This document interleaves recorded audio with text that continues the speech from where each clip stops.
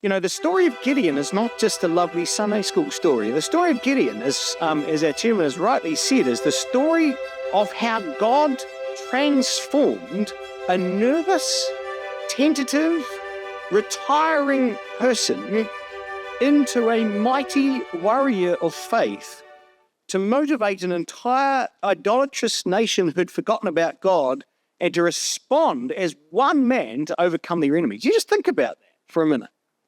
That he takes this man here in a wine press, beating out some corn, to a mighty man of valor that would take on the enemy with no fear whatsoever, to trust his God implicitly with every odd stacked against him. Do you think about that for a minute?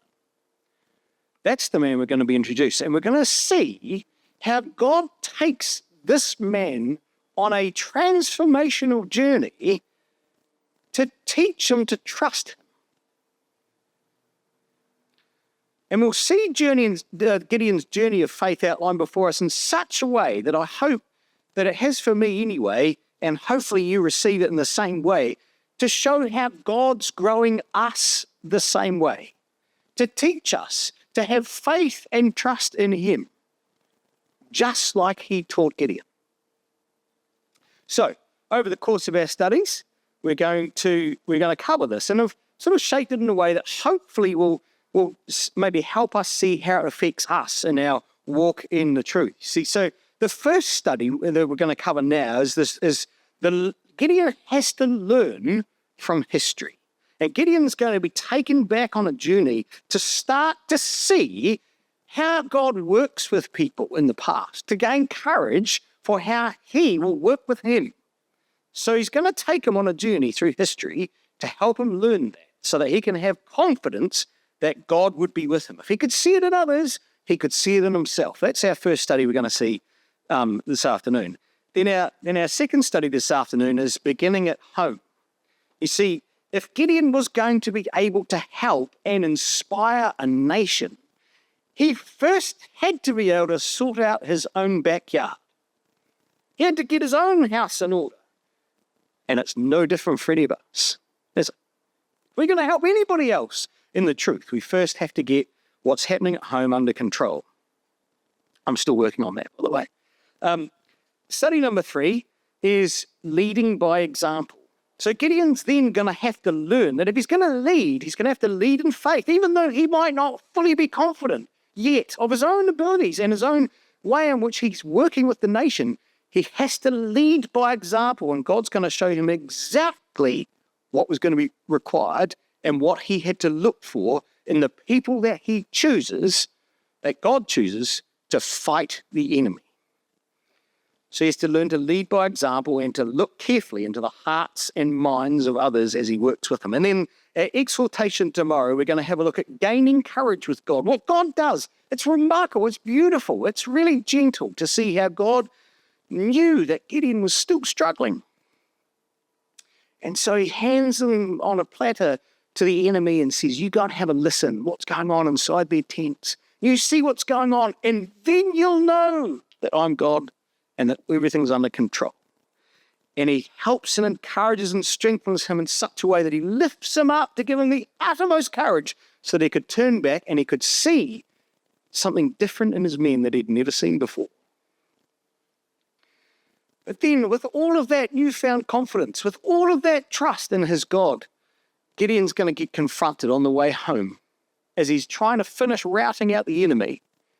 Not everyone was on the same page. In fact, he's going to encounter opposition left, right, and centre as he endeavours to finish the job that God had asked him to do. And brothers and sisters, the truth is not straightforward, is it? Gideon has to realise and learn that it takes time and effort to teach others to see what he had seen, to understand what he knew, and to work with each other in the way that we have to try and build trust and confidence in God that he already had. And sometimes we get it right, and sometimes we get it wrong. Gideon's going to come face to face with a number of people who weren't on the same page.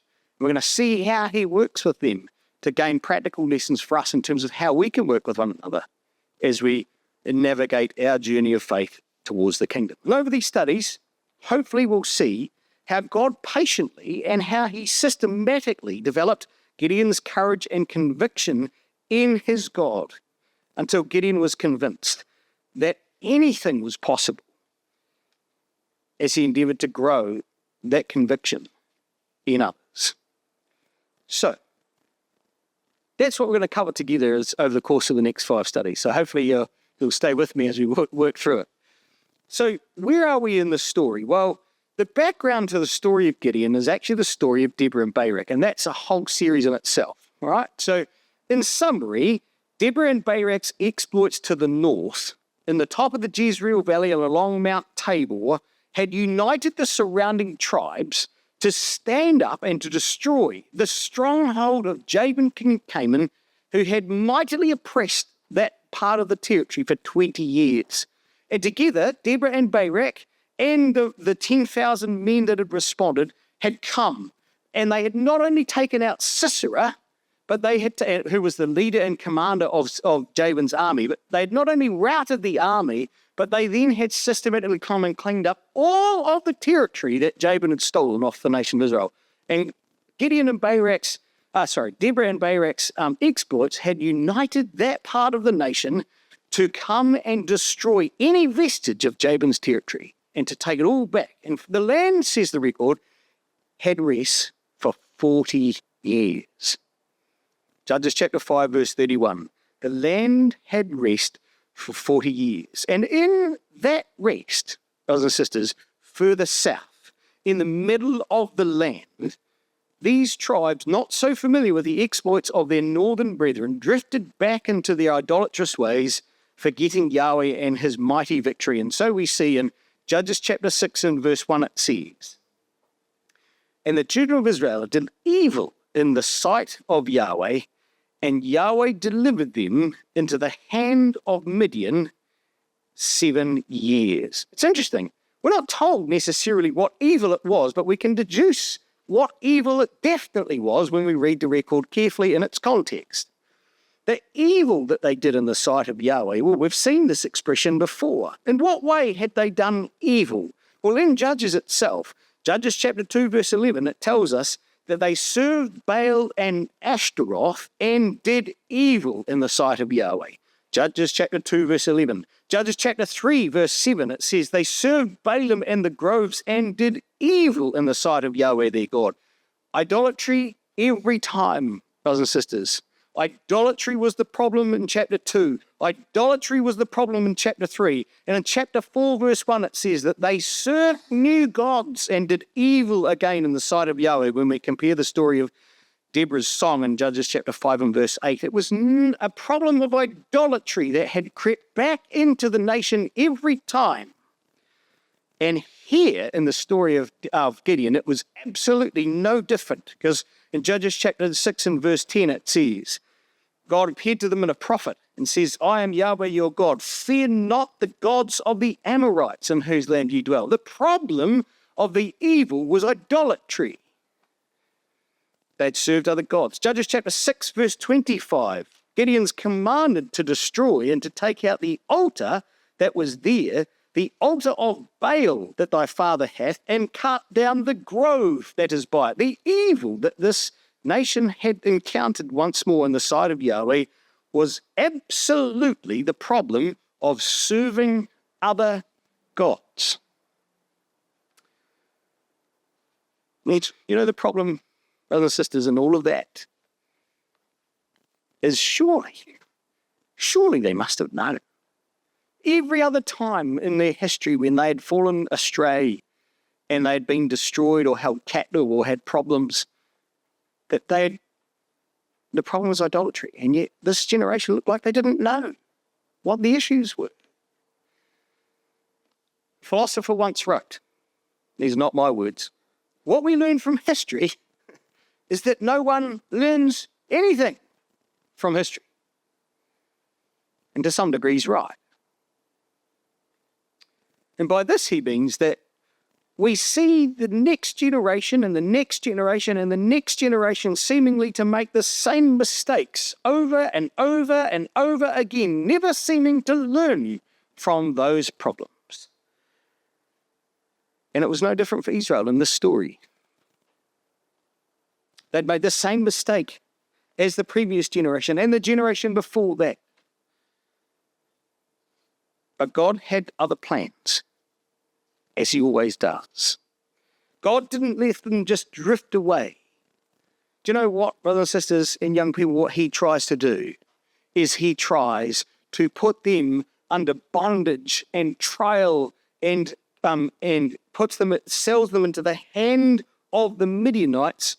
For what reason? The answer is to try and bring them back. To try and bring them back, to try and turn them. He did so by delivering them, it says. Yahweh himself, it says, delivered them into the hand of Midian for 7 years. God actually delivered them into the hand of the Midianites, that they might come and turn back to him.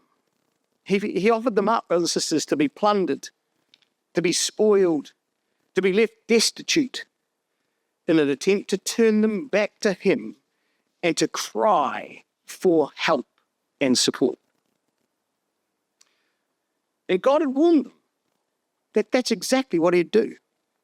He'd done it so many times. He'd told them that if you leave me and you seek the idols of the nation, then God would plunder them, both in judgment and in mercy, that they might attempt to come back to him. Hold your hand here and see what he said in the law in Leviticus 26. We don't have time to spend too much time in Leviticus, but Leviticus 26, similar in story really to Deuteronomy 28, which is the blessings and the cursings. Leviticus 26 is very similar, but with respect to what would happen if they turned to idolatry.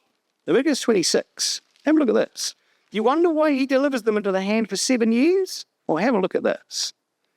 Leviticus 26. I'll just put this up on the PowerPoint because it will help maybe summarize what we're going to cover, because we haven't got the time to do the detail. But if you get a pencil and you color in the concept of the covenant or the concept of the Sabbath or the concept of 7 times through this chapter, jumps off the page and it'll hit you between the eyeballs that you can't miss it. That if they turn to idolatry, there would be a covenant problem that God would have with them. 7 times. And so in verses 1 to 14 in Leviticus 26, effectively, in summary, God says, if you follow me and if you trust me, notice the context, just for proof. Leviticus 26, verse 1, ye shall make you no idols nor graven image, nor rear up a standing image, neither shall ye set any image of stone in your land to bow down to it, unto it, for I am Yahweh your God. Ye shall do the following things. You'll keep my Sabbaths, you'll walk on my statutes, you'll keep my commandments, right? So this whole context of Leviticus 26 is the context of idolatry. What they needed to do is to follow Yahweh. And so he says, in summary, Leviticus 26, verses 1 to 14, if you follow my word and you do what I ask you, well, 1, I'll provide you food. So much food in abundance that you won't believe it. And not only that, I will provide you protection. I'll give you shelter and strength. And more than that, says God, I will be amongst you. I'll be amongst you every time. Verse 12, see that?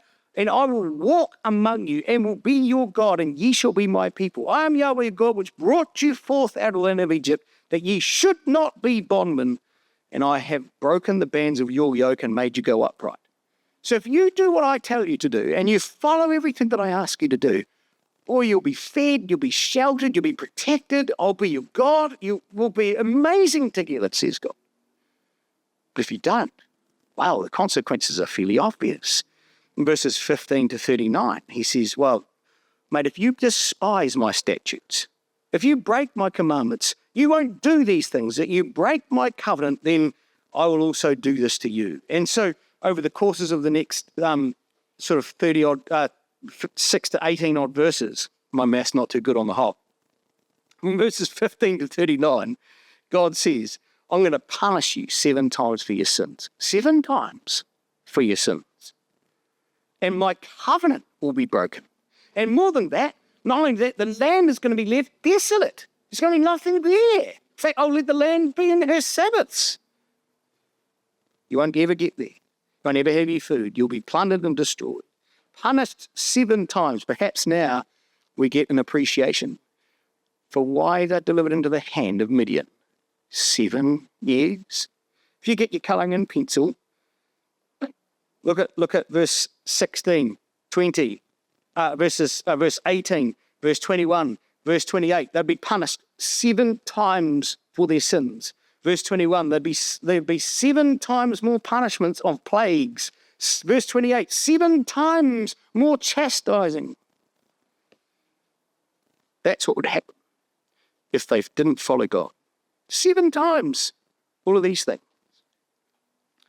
And you notice, we did in our reading, just stay in Leviticus 26, but God sends a prophet to them. Do you know what that prophet said? I am Yahweh your God, which brought you up out of Egypt and brought you forth out of the hand of bondage. You have a look in Leviticus 26 and verse 13. That's exactly what God had said. I'm Yahweh your God, which brought you forth out of the land of Egypt, that you won't be bondmen, but if you break my covenant, I'll put you back into bondage.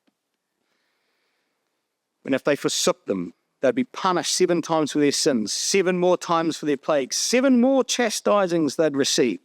And do you know what it says? God punished them. These will be the punishments. Verse 16. This will I do to you, right? That ye shall sow your seed in vain, for your enemies shall eat it, says verse 16. Well, that's fulfilled in Judges chapter 6 and verse 3. Because the moment they sowed in the land, the Midianites came up and devoured their sustenance. You know what it says in verse 20? Your strength shall be spent in vain, for your land shall not yield her increase, neither shall the trees of the land yield their fruits. That was fulfilled exactly in Judges chapter 6 and verse 4. It says that they encamped and destroyed the increase of the earth, says the record. Exactly what God said would happen, Leviticus 26. In verse 22 of Leviticus 26, he says, and I will send wild beasts among you, and shall rob you of your children, destroy your cattle, shall make you few in number, and your highways shall be desolate. They were made few in number. Judges chapter 6, verse 4 and 5 says that when they came up with their cattle and their tents and their crosses, that there was neither sustenance left for Israel, nor for any sheep, nor for any ox, nor for any ass. Brothers and sisters, what God said in Leviticus 26, here in the story of Judges chapter 6, God says, it's exactly what I said would happen. God doesn't forget, does he, brothers and sisters? Whilst we might never learn from history, God repeats the story time and time and time again, that we might learn to trust him. 7 times, God delivers them into the hand of Midian for 7 years. Interestingly enough, who were the Midianites? Well, this is interesting.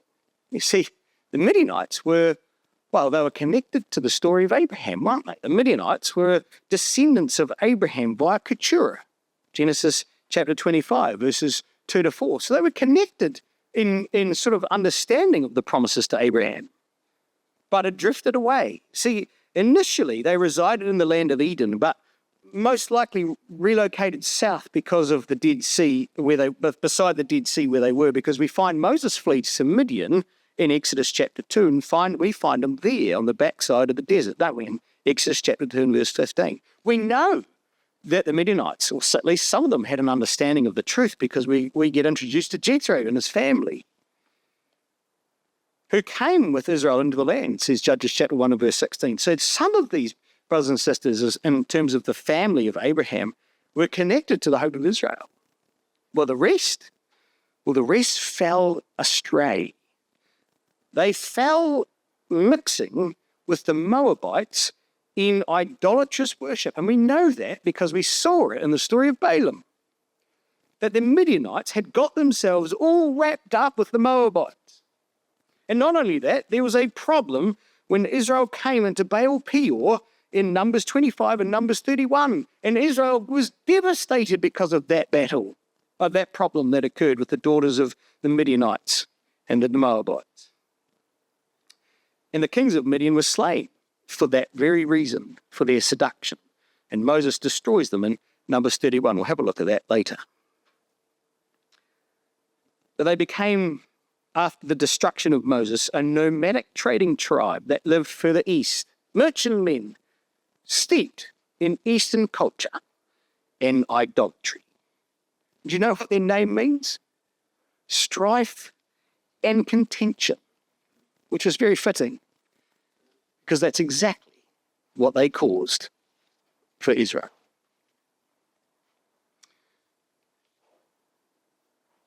And you know, it's funny because whilst the previous suppression of Israel during the time of the Moabites had seen Israel at least stay where they were and to sneak through the back streets of the country blocks, the Midianites prevailed so heavily upon the Israelites that they fled to the hills. See what it says in Judges chapter 6 and verse 2. The hand of Midian prevailed against the Israelites, or Israel, and because of the Midianites, the children of Israel made them dens, which are in the mountains and caves and strongholds. They disappeared as far away from them as they could. Nothing like this invasion had caused Israel entirely to abandon their farms, their fields, and their crops before. But now, with the Midianite oppression, they just vanished. They ran for the hills, living in dens and caves. At least in Jael's time, they still held food. Now here, under Midian's oppression, they were like wild animals, living in the dens and the caves of the mountains with the eagles and the ass. How had they been so oppressive upon the nation of Israel? Why was it that they had to vanish and flee and disappear? Well, look at what it says. Verses 3 to 5 gives us the reason for why they could no longer live on their land.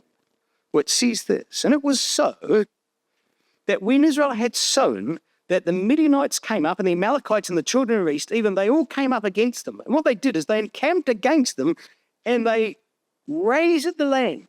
They destroyed the increase of the earth till they had come to Gaza, and they left no sustenance for Israel, neither sheep, nor ox, nor ass, for they came up with their cattle and their tents, and they came as grasshoppers for multitude, for both they and their camels were without number, and they entered into the land to destroy it. So the Midianites and the children of the east, what they would do is they would come. They would wait. I mean, it's a brilliant strategy, all right? They would wait until Israel, in the autumn, in the 9th months, would sow in the land. They wait for summer to disappear because that's just too hard to work in, right? And then they would wait until Israel had sown in the spring when the early rains had come, and they'd turn over the land and they'd put all the crops in, and then they'd wait even longer until autumn, right till the very end, when the harvest had commenced in the first month of the year, right? When harvest commenced in the first month of the year. Do you know what happens in the first month of the Jewish calendar? What's the first thing that kicks off the Jewish calendar? Passover. Oh, look at that. Well done. So we're in agreement. Excellent. So they would wait until those crops had grown, and then they would come at the time of Passover. And you think about the significance of this. They would come in the time of the Jewish spring festivals that represented the deliverance from Egypt, the need for no wickedness and idolatry, and the first fruits festival, which is the festival of Yahweh's blessings of abundance. They would come at that time into the land of Israel. Oh, poetic justice, isn't it? And what would Israel gather? And so instead of rejoicing in festivities, Israel would run for the hills as the hordes of camels would descend off from the hills and the plains and pile into the land and eat everything there was to get. All the joys of spring, excuse the pun, taken away. because, well, there was nothing left. And that happened, says the record, year after year after year. Now, you don't go down to Coles or Safeway or whatever rural producers you might have to buy more seed. How would you get seed for the following year? And the answer is you set aside during this time of harvest a portion to plant in faith for the next year, don't you? That's how it works. Well, what happens when you don't have anything? Or you plant what little left you have for the next year. And then that's gone. And then, what do you plant for year 3? Well, you plant what you got left. Well, you managed to just catch a little bit that you haven't eaten, and you plant that. And then you've run out. So it says in the record, verse 6, that Israel was greatly impoverished because of the Midianites. Can you see how it happened? Year after year, there's no seed left from the terrible remnants of the harvest that they could gather after these guys had been through it. The Midianites had destroyed it. Leviticus 26, verse 16 said, "Ye shall sow your seed in vain, for your enemies shall eat it." And so bad it says, well, they destroyed the increase of the land all the way through Gaza. You know, that word increase is the fruitfulness, right? The fruitfulness of the land. They ruined the fruitfulness of God's land. All of Yahweh's blessings destroyed and gone. And it says they left them no substance or no way to preserve life is really what that means in the Hebrew. No substance for Israel, any way to preserve animal or human existence. They left them no ability to maintain herds or cattle or human food. Well, because they came, it says, as grasshoppers for multitude, locusts for multitude to destroy it. And do you know what's remarkable? We don't have time to turn this up.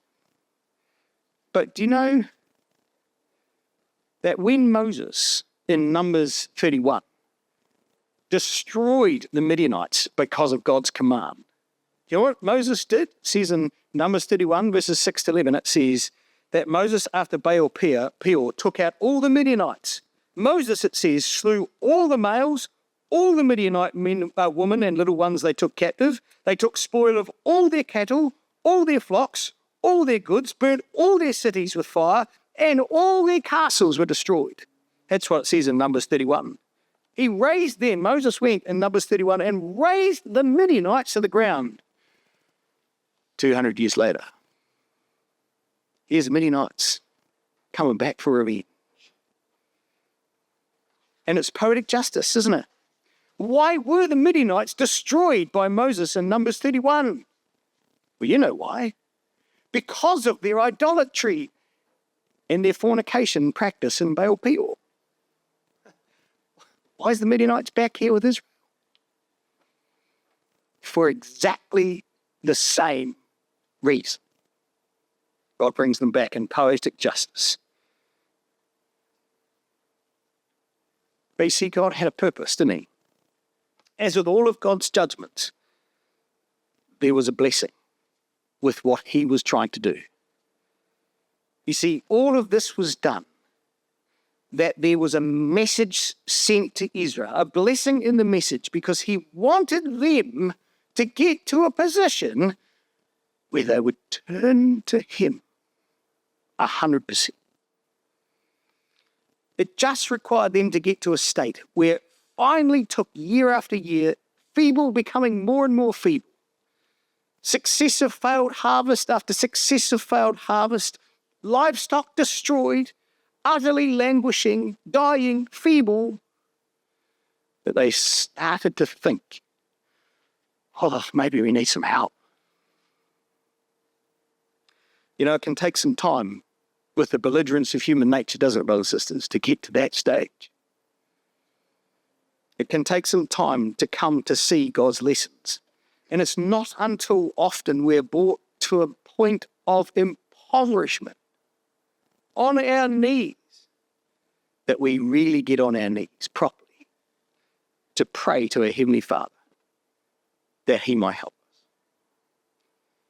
And here, brothers and sisters, with a nation on the brink of starvation, with no reserves, no energy, utterly exhausted, it says, verse 7, finally, or verse 6, finally it says, the children of Israel cried unto Yahweh. And it came to pass, when the children of Israel cried unto Yahweh because of the Midianites, that he heard them. Oh, God's immediately there, isn't he? He heard them. You know, there's a lesson for us, brothers and sisters, in this, isn't there?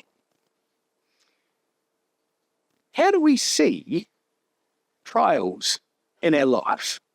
How do we see when things aren't going the way they should? How do we visualize, or how do we feel when we feel that everything is going wrong? Do you know, often we can be just like Israel and think, oh, we'll get it right, we'll turn it around, it's all within our capabilities, we can fix this, we've got this under control. And then God turns the notch up, and then the notch up, and then turns the dial, and then throws the book at us, and then we are desperately in need. It's not until we get to that stage do we actually see God working behind the scenes, or hopefully see God working behind the scenes. But how do we see or have an attitude to trial, and how do we respond to God's trials in our life? Yeah, do we really see trials as an act of God trying to teach us dependence on him, or do we just blame him? Why me? Why is this happening to me? We can hear that, can't we, sometimes in our own lives? We need to see, brothers and sisters and young people, trials that God brings as Yahweh's loving hand to teach us to trust him. And our attitude to trial means that we either become more bitter, right? Or more better for him. Those are the options. And those choices are ours to make, aren't they? We choose whether we become more bitter or more better. That's us. That's up to us. That's the lesson we've got to see from the story of this nation, who it took 7 years to turn to God. And even then they struggled to understand. And we've got to endeavour to see, as Paul says in Romans, that all things work together for good to them that love God, to them who are called according to his purpose and his grace. Romans chapter 8, verse 24. We've got to see it like that way. As Hebrews says in Hebrews chapter 12, for whom the Lord loveth, he chasteneth, and scourgeth every son whom he receiveth. See, this is God's way of teaching us to trust him. What's our attitude to that, brothers and sisters? Sometimes I think we can be no different to Israel, where we struggle to see these things that happen to us as God shaping and developing our characters to grow and mold so that we can become more like him.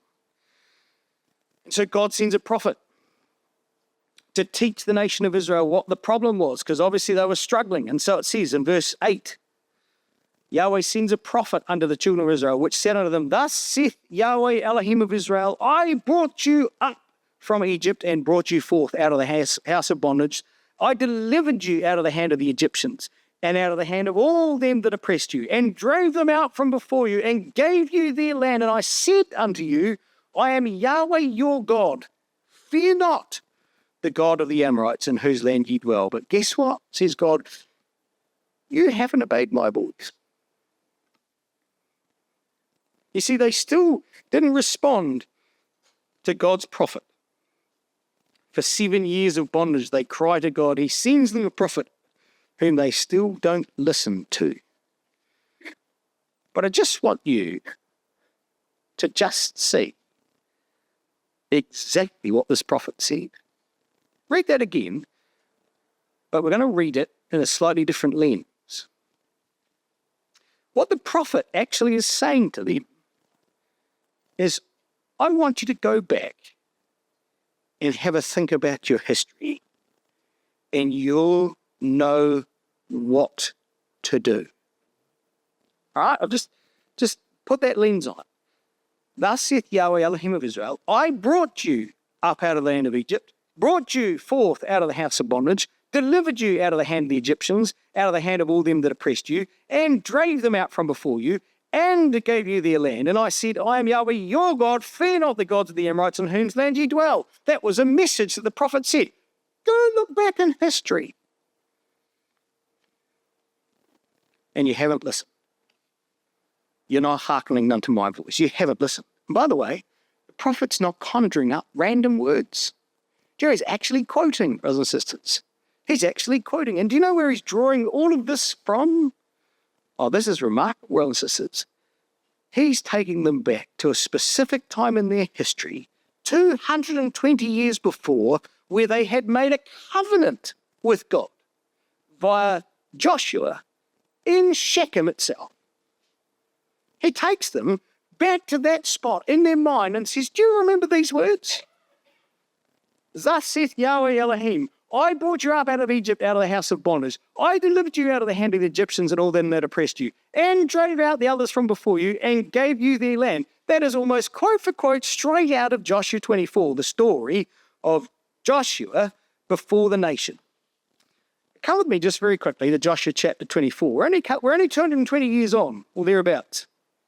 Joshua 24. On that day in Joshua 24, he takes them back. And on that day, they swore that they would serve Yahweh, for he is our God. The whole point of Joshua 24 was the problem and issue of idolatry. You know, you can prove that. Joshua brings the entire tribe, Joshua 24 verse 1, to a place called Shechem, the place where they would yell out the blessings and the cursings of Deuteronomy 28. And he calls the elders of Israel and he says, and he presents themselves, they all present themselves before God. And Joshua says, do you know what? God brought you where? Yahweh Elohim of Israel, your fathers dwelt on the other side of the flood in old time, even Terah, the father of Abraham, and the father of Nahor, and they served other gods. And he starts the entire story of Joshua 24 with how God was trying to stop them from serving idols. They served other gods. He said, I brought you out of that environment and given you a land that you can trust in me, see that you can serve me. And they said, on this day, Joshua 24, all that Yahweh has said we will do. We will serve Yahweh, for he is our God. Yahweh is our God, and we will serve, and his voice will we obey. But by Gideon's time, 200 years on, I'd forgotten all about it. And you know, on that day, and Joshua says, he wrote down, we'll look at the page, Joshua 24, verse 26. All right? Verse 24, the people said to Joshua, Yahweh is our God, him we will serve, and his voice will we obey. Now we get maybe the answer why the prophet says to them, but you haven't obeyed my voice. Right? And Joshua makes a covenant with the people on that day. And it says, he set them a statute and an ordinance in Shechem. A statute and an ordinance. Do you know what a statute is, brothers and sisters? A statute was a decree. Something prescribed. It was established as a covenant to be observed by every generation from that point forward. A statute written down on a book. And it was an ordinance, it says, a judgment that was legally binding. And he signed on the dotted line, and all the nation of Israel stood there with their invisible pens and went, yep, we're all into it. God says, you haven't followed this commitment. You've forgotten this covenant, haven't you? They've broken their covenant, no longer obeying the judgment. They weren't serving Yahweh at all.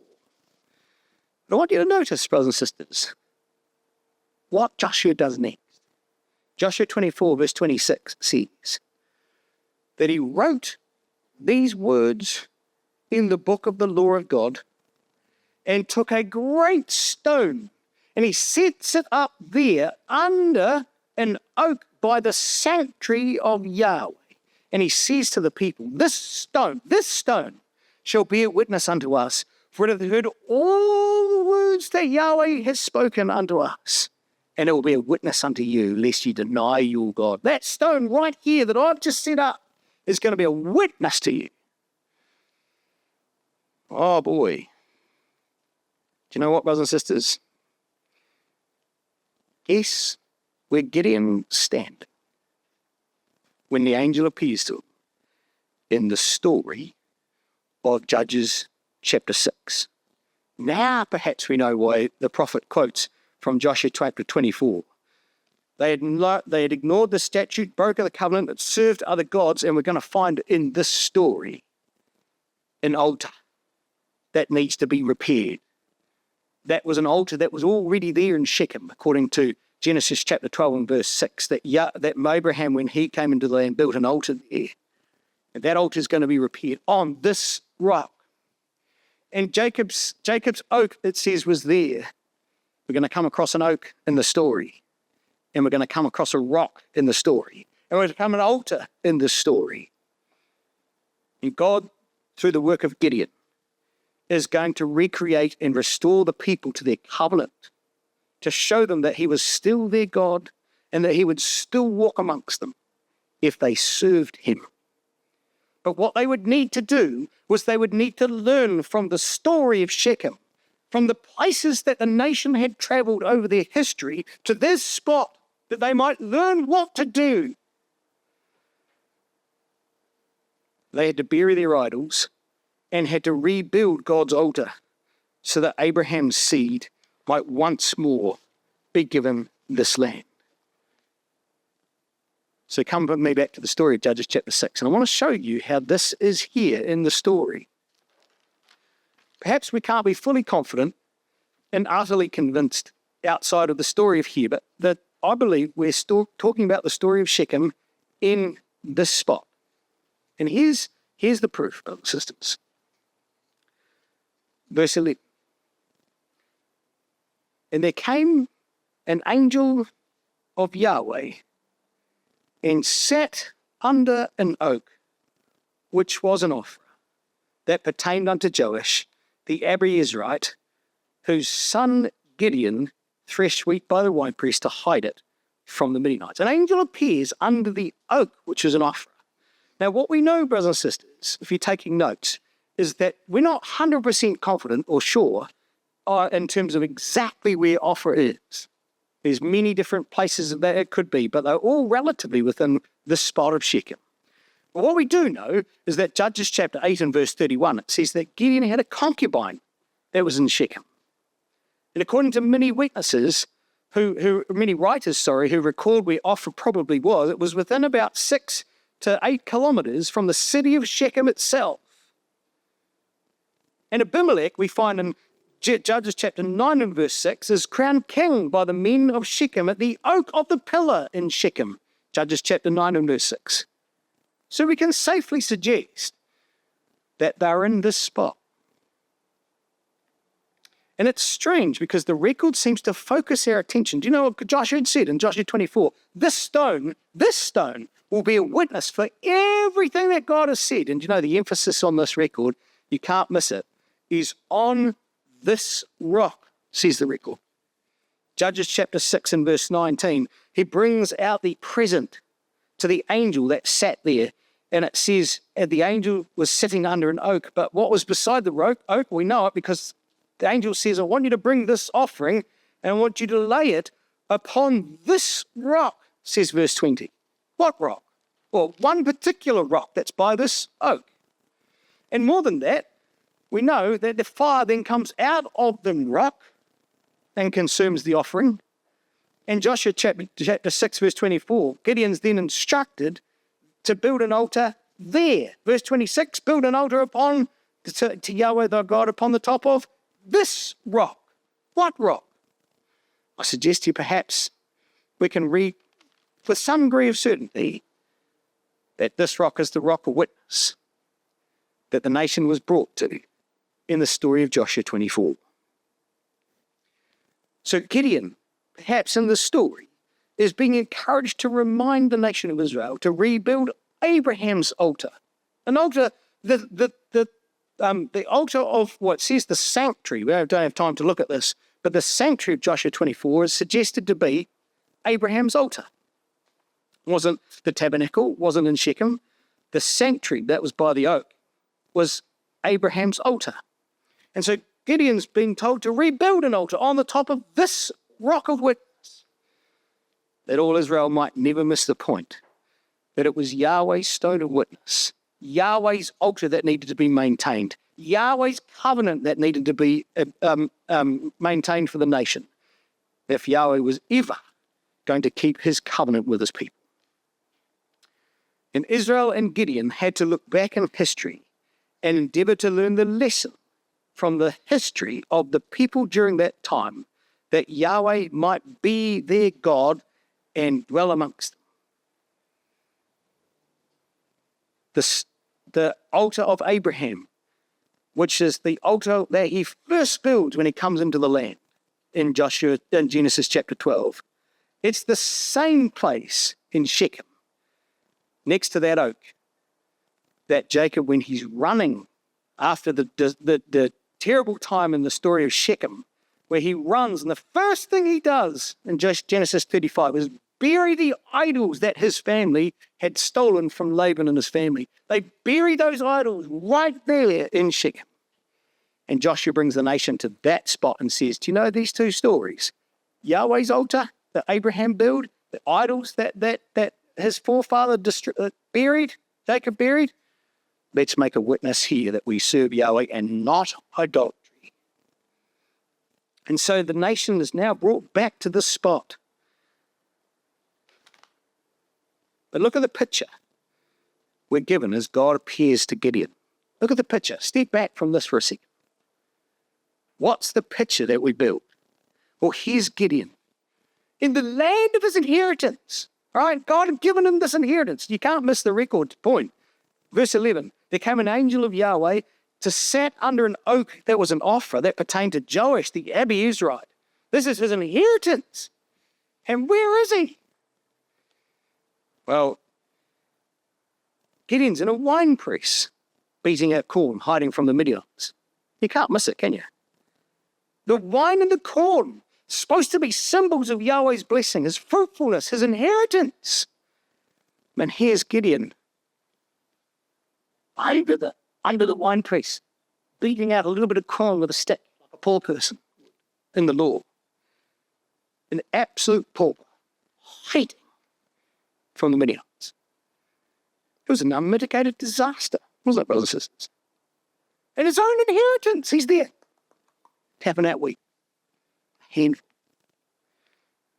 See, the cameo of Gideon is set to show, brothers and sisters, that this was an individual example of what was happening on a national scale. This little boy, or this man here, that was beating out corn as a pauper, was emblematic of the entire nation's problem. And so God's going to work with this man to teach them what he had to do on a national scale. And so Gideon's focusing on thrashing out grain. You can imagine, you got to put yourself there, right, brothers and sisters? Put yourself there for a minute. You're Gideon. You're hiding down a wine press. You don't want to be seen. And the next minute, this face appears over the corner of the wine press. Imagine it. And Gideon the angel says to him, Yahweh is with thee, thou mighty man of valor. You can imagine Gideon's first response. I'm supposed to not be seen. Right? You can imagine it. First response, spins around with a heart attack. Like, oh. And then the second message is like, well, what did you say? I'm a mighty man of valor. Tapping out wheat. You talking to me? Like, really? Me? But the message was quite specific. Yahweh is with thee, thou mighty man of valor. We don't have time to look at this, but Gideon was going to be Moses number 2. Yahweh appears to Moses as he appears to Gideon. Yahweh is with thee. Yahweh looks upon him. Go in thy might, have not I sent thee. Gideon's response, exactly the same as Moses. Who, me? How obsolete is that? You'll smite the enemy with one go. You see, the message that God gives Gideon on this story is, I need you, Gideon, to become a Moses. And just like Moses, I'm going to send you as a mighty, powerful warrior to save my people. Yahweh, Elohim of Israel. Yahweh is with thee. Yahweh will be there. And Gideon misses the point entirely. Verse 13, Gideon says to him, oh my Lord, if Yahweh be with us, then why is all this befallen us?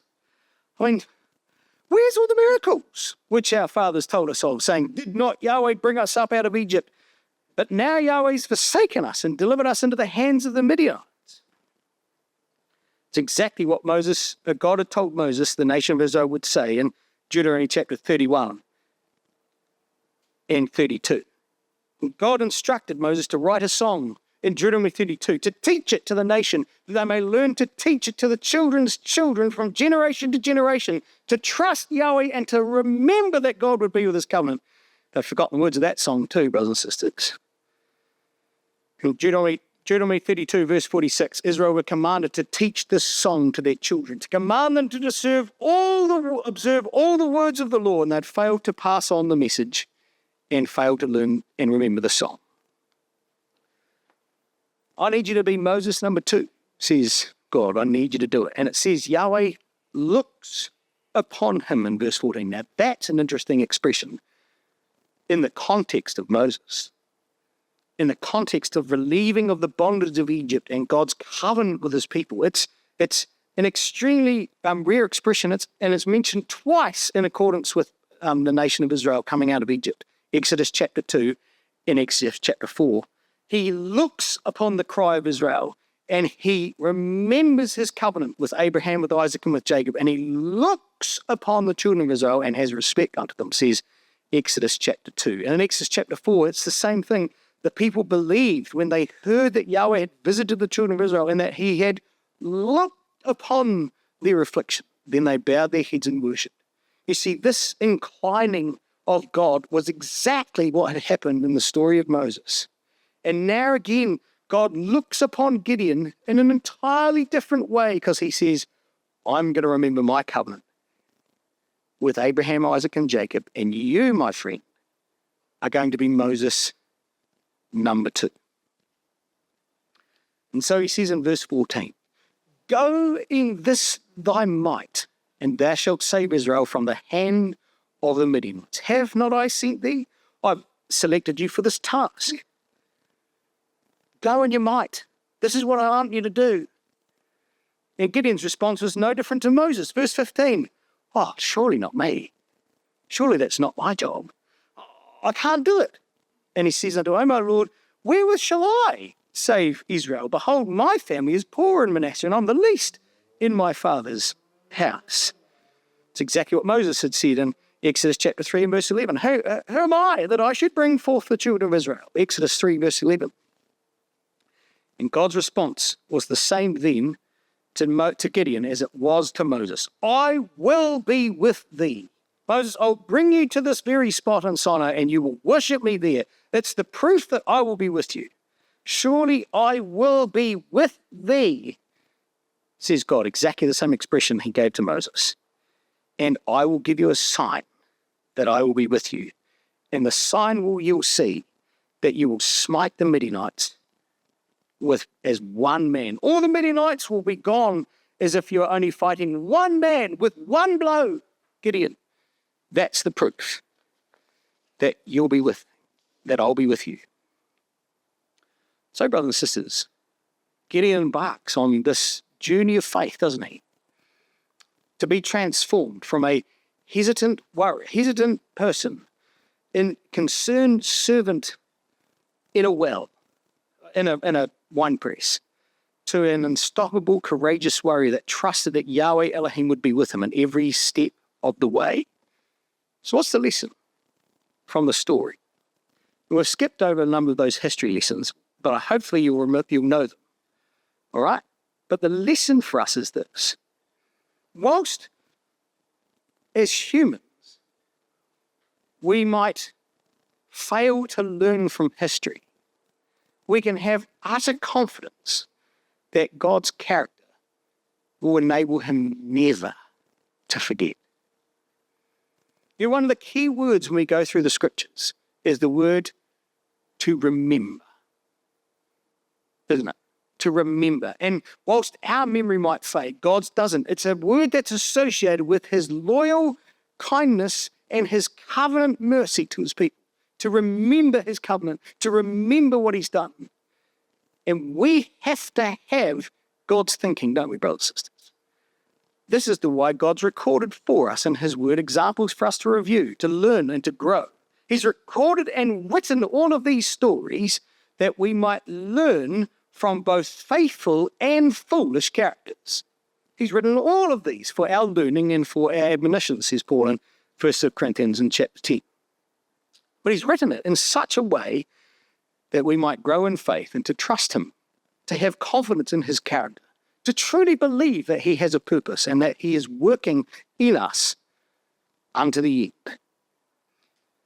And whilst Gideon might be struggling to understand, and the nation of Israel were trying and understand and grapple with all the trials and the challenges that their generation was facing, God shows Gideon that through the story of Abraham, through the story of Jacob, through the story of Moses, through the story of Joshua, you can have utter conviction that I'll be with you, that I'll never forget.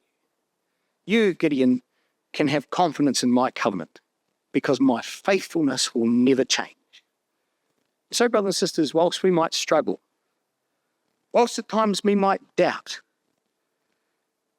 the key to getting our perspective right, the key to developing an understanding about God and his purpose lies in our ability to stand still, to remember, and to review the stories and the faithful men and women of old who have gone before us, that we might learn from history, that we might see and therefore have trust that his loyalty and faithfulness that God has is to his covenants and to his promise, that they will never forsake and fail us because he changes. So let's not learn nothing from history, but let's endeavour to learn and grow by considering all of those who've gone before us, who, although might have made mistakes, have been taught, shaped and developed by our Heavenly Father through trial and hardship to become vessels perfected under him for his glory and for his honour.